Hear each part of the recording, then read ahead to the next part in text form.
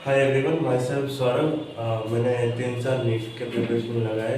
2 साल लाइक मैंने 11-12 के साथ ही प्रिपेयर किया था और फर्स्ट राउंड मैंने किया था, but this year I am not scoring so well. लेकिन जो रीज़न है वो मैं आज बताने वाला हूँ upon 50 mistakes that I did in my last 3 years of my preparation. So शुरू करते हैं आज का वीडियो।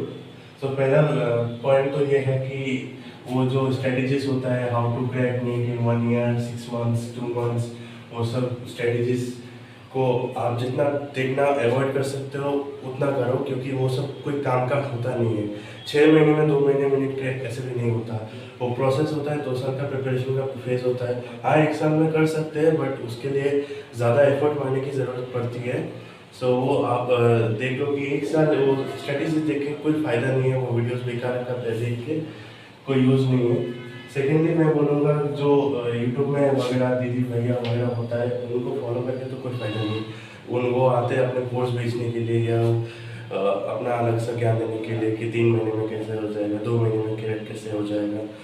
उनको अगर फॉलो करेंगे तो तुम खाई में गिरोगे, एक घंटा तुम्हारा सिलेक्शन होने वाला है नहीं।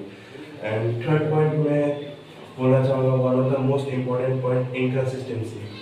कोई भी चीज़ में अगर आपका कंसिस्टेंसी हो, चाहे वो नीट का प्रिपरेशन हो, जेई का हो या यूपीएससी, अगर उसमें आपका कंसिस्टेंसी नहीं है तो आप कोई भी कुछ भी नहीं कर सकते। इवन बोर्ड्स के क्षेत्र में भी अगर आप सीबीएसई बोर्ड से आईसीएसई बोर्ड्स के प्रिपरेशन भी कर रहे हो तो आप अगर कंसिस्टेंट नहीं हो किसी भी चीज़ को लेके, वो आप कभी वो हासिल नहीं कर पाओगे। So consistency is the main key factor in my NEET preparation. Then fourth one comes here with comparison with others. Like आप अगर अपने आप को किसी और से कंपेयर कर रहे हो, that's the worst thing ever you are doing, because उससे आपका मॉरल डाउन होगा, उससे आपका कॉन्फिडेंस डाउन होगा, वो कोई यूज़ नहीं है उसका। सो ये फोर्थ पॉइंट हो गया। फिर फिफ्थ पॉइंट है पास्ट रिग्रेट। जो पास्ट में आपने गलतियाँ की उसको रिग्रेट, साल भर उससे मूव ऑन ना हो पा रहे हो और साल भर उसको लेके पीछे पड़े हो। सो उससे कोई यूज़ नहीं है, उल्टा आप अपना प्रेजेंट ही बर्बाद कर रहे हो। सो आपका जो पास्ट रिग्रेट है उससे तो आप दूरी हो जाए तो मूव ऑन करना सबसे बढ़िया होता है, क्योंकि वो कोई काम का होता नहीं है। एंड देन मैं सिक्स पॉइंट बोलूँगा कि फ्यूचर को लेकर टेंशन। फ्यूचर में क्या होगा रिजल्ट का भी मत सोचो, क्योंकि रिजल्ट का अगर बारे में सोचते रहोगे तो पास्ट वही बात फिर से आती है कि पास्ट पे आप ध्यान नहीं दे पाओगे ज़्यादा। सो मैं बोलूँगा कि आप फ्यूचर प्रेजेंट पे ज़्यादा ध्यान दो, पास्ट और फ्यूचर के बारे में ज़्यादा सोच के कोई फ़ायदा नहीं है। देन 7 पॉइंट में बोलना चाहूँगा, more lectures and less self study. Self study बहुत ज़्यादा की रोल मतलब की रोल है वो नीट के प्रिपरेशन में, क्योंकि अगर आप दिन भर लेक्चर से देखते जाए वो कोई यूज़ नहीं होगा जब तक आप खुद से नहीं पढ़ोगे। एक बार सेल्फ स्टडी बहुत ज़्यादा इंपॉर्टेंट हो जाता है नीट के प्रिपरेशन के तहत।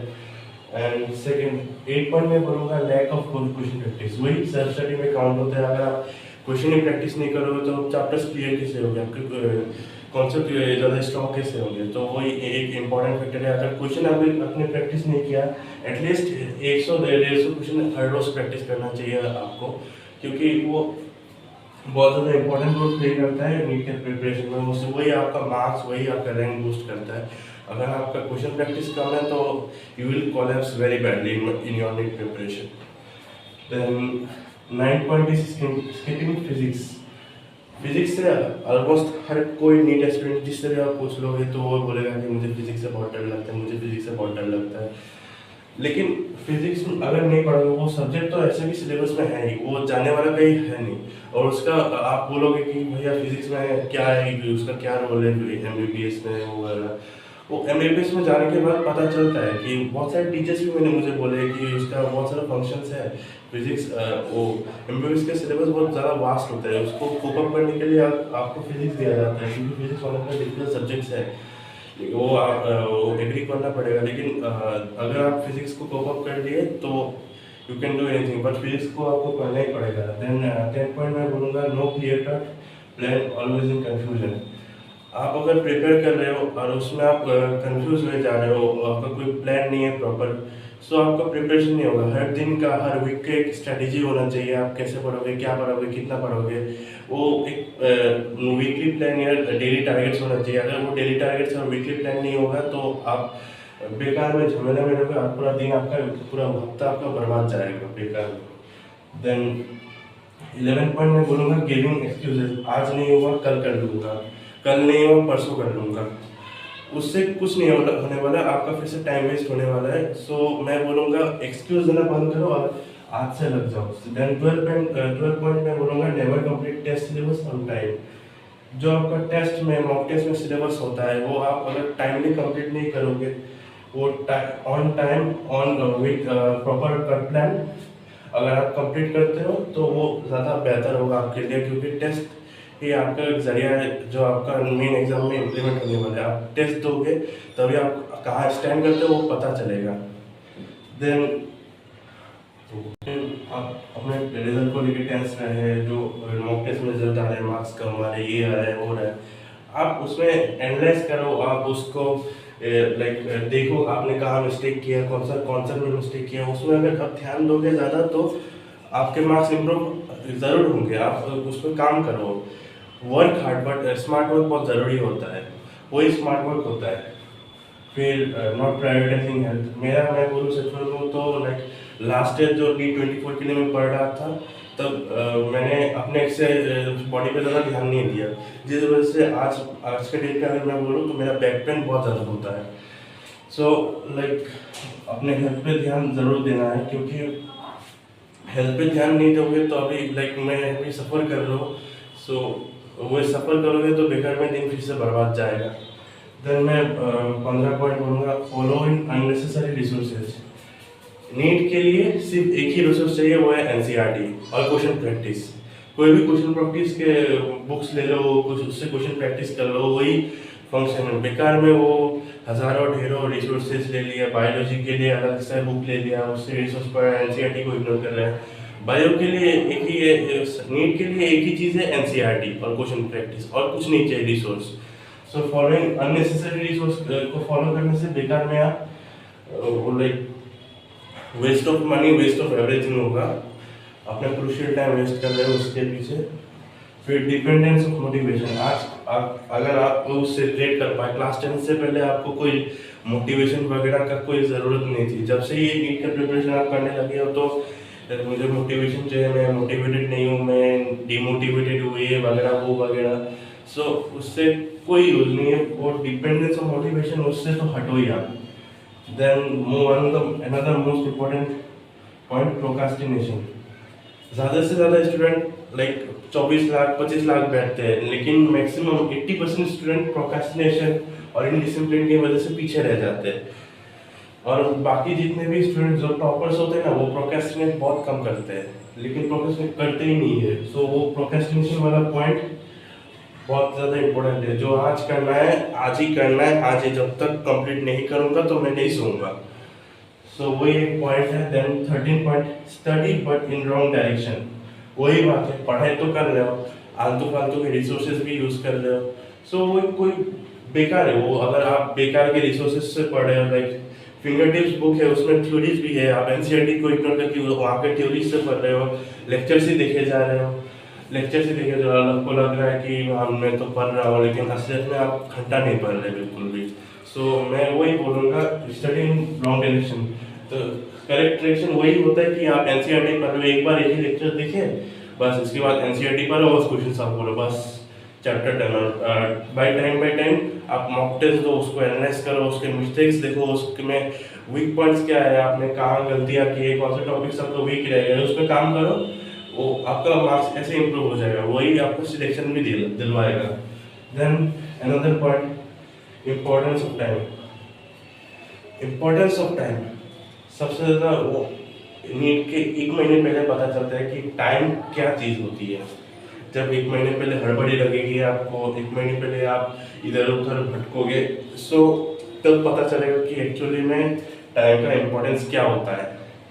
देन मैं 20 पॉइंट बोलूँगा, मेंटली ट्रॉमेटाइज्ड। आप मैक्सिमम स्टूडेंट्स आज के डेट पे ऑनलाइन पढ़ते हैं, जो भी ऑफलाइन पढ़ते हैं तो स्टूडेंट्स टीचर से ज़्यादा कनेक्ट कर नहीं पाते आज के डेट पे। एंड सो मैक्सिमम स्टूडेंट जो ऑनलाइन पढ़ते हैं वो मेंटली ज़्यादा वो फिट नहीं होते, किससे बात शेयर करेगा, किससे कहाँ देखेगा। और जो ऑनलाइन पढ़ते हैं ना, उसको असली कंपटीशन का पता चलता नहीं है, ठीक है। जो ऑनलाइन पढ़ते, जो ऑफलाइन में मैंने जब अपना प्रिपरेशन स्टार्ट किया था, मैंने ऑनलाइन से स्टार्ट किया था, मैंने PW से स्टार्ट किया था। लेकिन जब 1 साल बीता, मार्क्स कम आए, तो मुझे पता चला कि ऑनलाइन से ज़्यादा कुछ होने वाला है नहीं।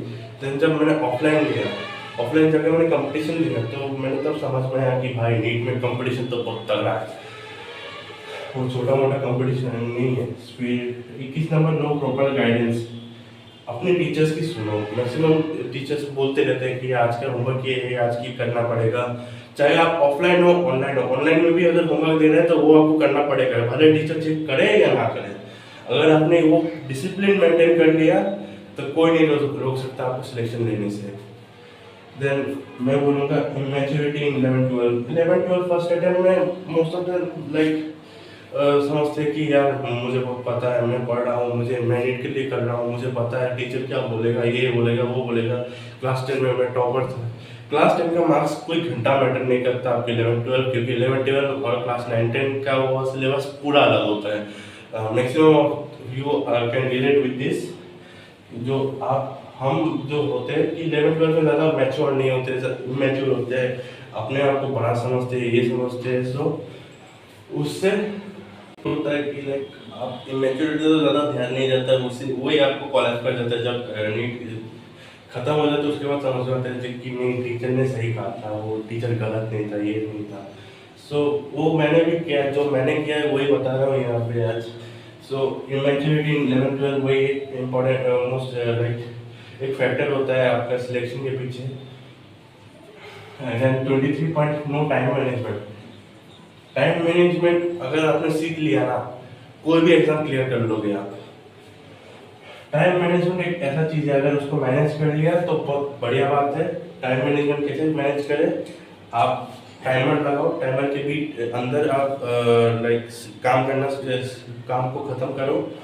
आप 2 घंटा दो, हर रोज लाइक आपने 3 शेड्यूल में 2-2 चैप्टर, एक चैप्टर रिवाइज करोगे, एक चैप्टर करोगे, उसका हिसाब से अगर 3 सब्जेक्ट का लिया तो हर सब्जेक्ट को एक इक्वल अमाउंट ऑफ टाइम दो और उसी टाइम के अंदर उसको कंप्लीट करने का कोशिश करो। वही होता है टाइम मैनेजमेंट। अगर ये सीख लिया ना, बहुत ऊंचा जाओगे तुम। Then 24 point, loneliness and isolation. Online ज़्यादातर जो करते हैं वो मोस्टली लाइक अकेला फील करते हैं, लोनली फील करते हैं, फिर आइसोलेटेड रहते हैं, अपने पेरेंट्स से ज़्यादा बात नहीं करते। वो एक पॉइंट है जो पेरेंट्स के लिए वो बोलूँगा मैं यहाँ पे। जो लोनलीनेस है उससे आप जो लोनलीनेस है लाइक आप लोनलीनेस आप अपने पेरेंट्स से बात करो, अपने पापा से बात करो, मम्मी से बात करो, आप शेयर करो आप क्या कर रहे हो क्या नहीं कर रहे हो। पेरेंट्स ज़्यादा कुछ सोचते नहीं है, मैं बोलूँगा ये पॉइंट। देन 25 पॉइंट आते हैं टॉक्सिक एनवायरनमेंट। लाइक आपके रिश्तेदार हो गए, रिश्तेदार तो चाहते ही है आपका सिलेक्शन ना हो। सो रिश्तेदार हो गए घर में, most of you can have joint family में भी रहते हो मोस्ट ऑफ देम। सो एक टॉक्सिक एनवायरनमेंट होता है। लाइक कुछ पॉइंट ऐसे भी है, कुछ दोस्त भी ऐसे होते हैं लाइक आपको ज़्यादा ज्ञान देने लगते हैं। लाइक मेरा एक दोस्त था मुझे ज्ञान देता था, भाई ऐसा कर, खुद कुछ ने उखाड़ नहीं रखा था, फिर भी ज्ञान देते हैं। वो टॉक्सिक लोगों से दूर रहो तो ज़्यादा बेहतर होता है, वरना वो आपको भी टॉक्सिक बना देगा। टॉक्सिक लोग होते हैं आपको डिमोटिवेट करने के लिए, वो एक डिमोटिवेशन का भी फैक्टर है। Then focus and concentration. पढ़ाई कर रहे हो, दिमाग में अलग ही ख्याल चल रहा है, आज विराट कोहली ने सेंचुरी बनाया, आज धोनी ने 2 छक्के मार के उसको हिला दिया, रोहित शर्मा को कैप्टनसी से हटा दिया, वो सब चलते रहता है। तो वो फोकस आपका बैठ नहीं पाता उसके लिए। पढ़ाई में अगर फोकस और कंसंट्रेशन ही ना हो तो क्या पढ़ाई कर रहे हो आप? वही एक चीज़ है, लाइक दिमाग में घूमते रहता है, अब बहुत कुछ भी होता है, सिर्फ वही नहीं बोलना नहीं चाहूँगा online. So then 27 point, sometime under confident, sometime over confident. मेरे जो लास्ट 6 मंथ का प्रिपरेशन था ना, उस 6 मंथ के प्रिपरेशन में मैं स्टार्टिंग में तो लाइक मैं बहुत ओवर कॉन्फिडेंट था कि सल तो हो जाएगा, मैं हर रोज़ लेक्चर्स देख रहा हूँ, हर रोज़ पढ़ाई कर रहा हूँ। नोट्स घंटा नहीं बनाता था, फिर क्वेश्चन प्रैक्टिस करता था थोड़ा बहुत, डीपीपीज वगैरह वही करता था, बाकी घंटा कुछ एनालाइज भी नहीं करता था।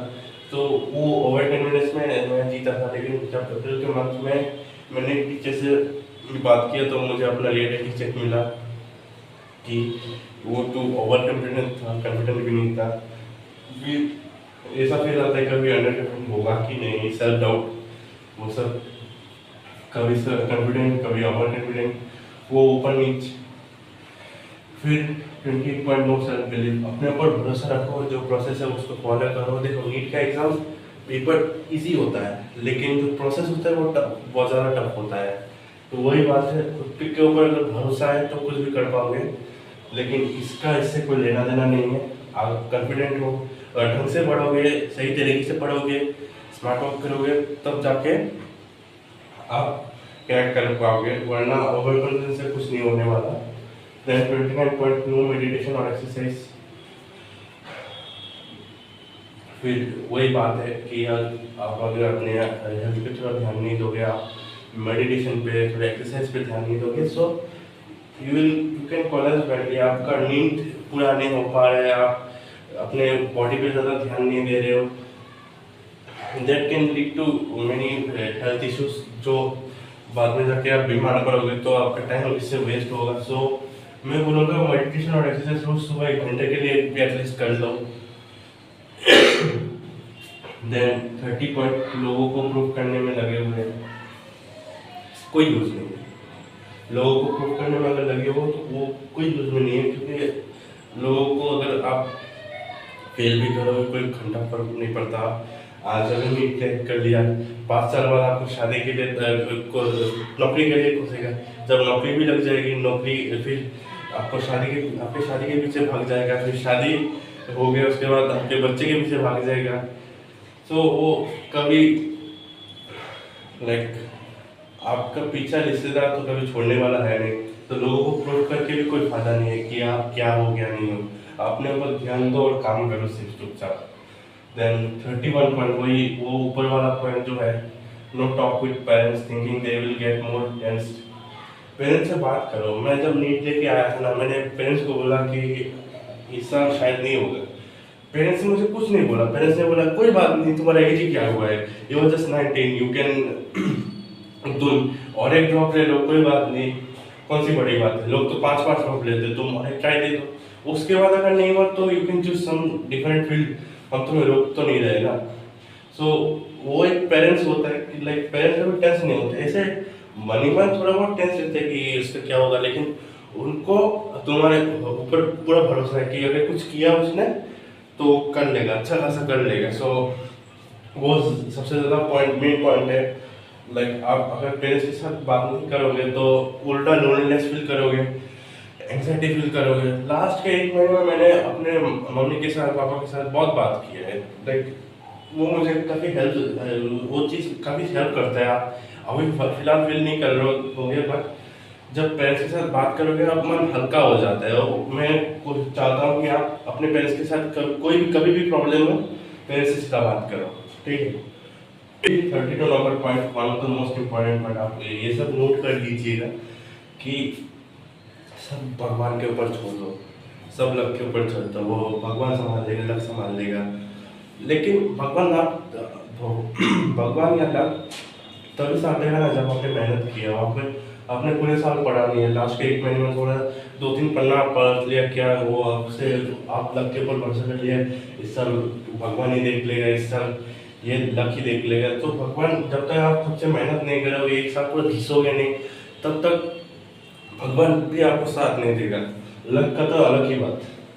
फिर लक वाला एक फैक्टर भी होता है, अगर आपका लक नहीं है तो आप कुछ नहीं कर सकते। सो लक वाला थोड़ा फैक्टर होता है, वो आपको एग्री करना पड़ेगा थोड़ा बहुत।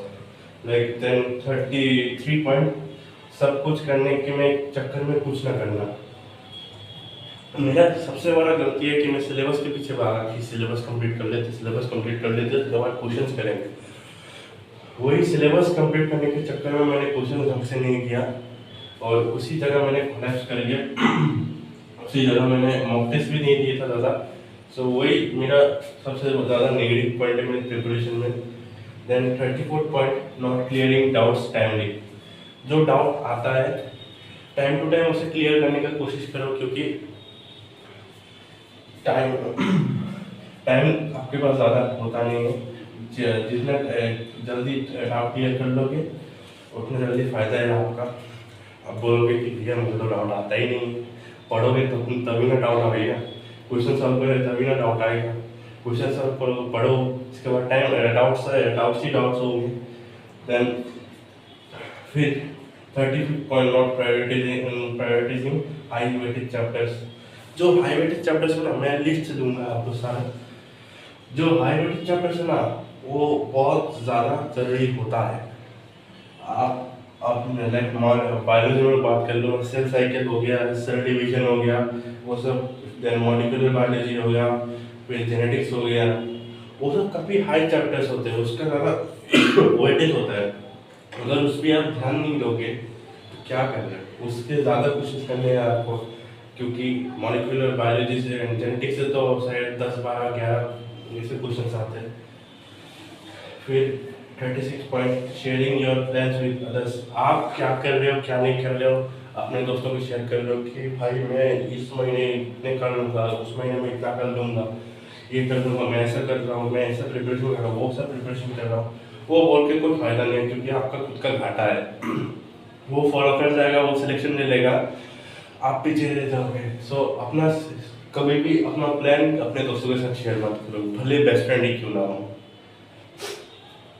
फिर आता है 37 पॉइंट, सिली मिस्टेक्स।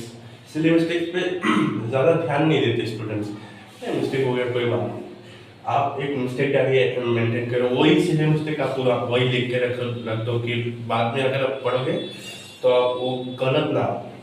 सो अपना मिस्टेक डायरी मेंटेन करो, वहाँ पे सिली मिस्टेक्स को ज़्यादा ध्यान दो, क्योंकि वही सिली मिस्टेक्स 4 नंबर 8 नंबर आपका घटा देगा। देन नो स्लीप और वेकअप साइकिल। कभी भी सो रहे हो, 1 बजे सो रहे हो, 1:30 बजे सो रहे हो, 2 बजे सो रहे हो। सो आपका खुद का फिक्स सिर्फ होना चाहिए कि आज मैं 1 बजे सोऊंगा, सुबह 6 बजे उठूंगा, फिर 1 बजे सोऊंगा, सुबह 8 बजे उठूंगा। आपका बॉडी जितना स्लीप मांगता है वो उतना दो आप। मुझे जैसे मुझे 7 घंटा चाहिए, मैं 7 घंटा सोता हूँ आज। फिर आता है वेकअप साइकिल, वो हो गया, आप अपने स्लीप पे ज़्यादा फिक्स शेड्यूल करो कि यार मैं 1 बजे से 7 बजे तक ही सोऊंगा, उससे ज़्यादा नहीं सोऊंगा, उससे कम नहीं सोऊंगा। फिर 39 पॉइंट आता है, फियर ऑफ फेलियर। वही बात है, फ्यूचर में क्या होगा उसके बारे में सोच के कोई फ़ायदा नहीं है। अभी क्या चल रहा है, अभी आप कितना कर सकते हो, 100% कैसे देख सकते हो, उस पर ज़्यादा ध्यान दोगे तो ज़्यादा अच्छा होगा। फिर आता है पॉइंट, जेलस ऑफ अदर्स। दूसरे के ऊपर जेलस होकर कोई फ़ायदा नहीं है। आप चलते रहोगे और वो आगे बढ़ते रहेगा, तो वो कोई फायदा नहीं। खुद पे ध्यान दो ज़्यादा, वही ज़्यादा फैक्टर मैटर करता है। Always available for other. दोस्त ने बुला लिया, चल चाय पी के आते हैं, चले गए। दोस्त ने बुला लिया, चल छोटा पी के आते हैं, चले गए। दोस्त ने फ़ोन करके बोला चल गेम पे आ गए गेम पे। सो दूसरे के लिए अवेलेबल होना ज़्यादा बेहतर नहीं समझता मैं। आप अपने आप को आइसोलेट करोगे तभी आप खुद पे ध्यान दे पाओगे। फिर not able to say no. कोई अगर आपको काम बोल रहे, आप अपने काम पे बिजी हो, कोई दोस्त बोल रहा है, वही बात है कि गेम पे आ जा, तो नो नहीं बोल पा रहे, इंट्रोवर्ट नेचर। सो वो ना कर पाना वही सबसे बड़ी गलती है। You have to say no to such people और such things. Then not able to cope up with stress, anxiety, loneliness, pressure, sadness, guilt, fear, regret of 3 years. Stress, anxiety, loneliness और प्रेशर वाला factor कहीं पे भी देख लो, like pressure ज़्यादा handle नहीं कर पाना, स्ट्रेस हैंडल कर पाना, वो मेडिटेशन से ज़्यादा यूजफुल होता है। आप मेडिटेट करोगे, आप उससे छुटकारा पा सकते हो। वो गिल्ट, फियर, उस वही बात है, फ्यूचर पास्ट में आप ज़्यादा ध्यान दोगे तो आपका ज़्यादा कुछ होने वाला है नहीं, ठीक है। आप प्रेजेंट पे ज़्यादा ध्यान देना है और कुछ नहीं करना है। पास्ट का छोड़ो, फ्यूचर का में क्या होगा वो छोड़ो, श्री कृष्ण बोलते हैं ना कि भविष्य में क्या होगा वो मत सोचो, अभी फिलहाल तुम क्या कर सकते हो वो सोचो। सो वही बात है। Choose your coaching wisely. मेरा सबसे बड़ा गलती फर्स्ट जॉब में ये था कि मैंने प्राइवेट वही लोकल कोचिंग लिया था, कोई था वो नाम भी था उसका, लेकिन सबसे घटिया मेरा डिसीजन वही था। मैं अच्छा खासा 12th में बढ़िया कोचिंग में पढ़ रहा था, मोशन में पढ़ रहा था, तो वही बेहतर था, लेकिन उसमें कुछ फॉल्ट्स थे, इसलिए वही सोच के मैंने सोचा कि वो वाला कोचिंग अच्छा होगा, लोकल कोचिंग अच्छा होगा, रिजल्ट भी निकल रहे, तो मैंने चला गया। लेकिन बाद में पता चला एक ही सब्जेक्ट में 4-5 टीचर्स चेंज हो रहे, ये हो रहे वो हो रहे। फिर चूज योर फ्रेंड्स वाइजली। जो फ्रेंड्स पीछे बैठ के चैटिंग कर रहे हैं, ये कर रहे हैं, वो कर रहे हैं, पकेते मारे फिर रहे, सो उससे ज़्यादा दूर रहो तो बेहतर होगा। जो फ्रेंड्स आपका पढ़ाई कर रहे हैं हर रोज़, जो फ्रेंड्स फोकस है, कंसंट्रेटेड है, आप लाइक फुल कंसंट्रेशन से पढ़ाई कर रहे हैं, उसको ज़्यादा चूज करो रातर वो बकेट वाले friends. Then proper revision. Revision नहीं करोगे तो रिकॉल कैसे करोगे? और revision one of the most important factor होता है नीट के प्रिपरेशन में, इसको ज़्यादा ध्यान पे रखो। Then 47 point. क्लास 10 तक मोटिवेशन नाम का कोई चीज़ ही नहीं थी मेरी लाइफ में। जब से नीट का प्रिपरेशन स्टार्ट किया तब से वो मोटिवेशन वाला बर्बादी वाला वर्ड आ गया।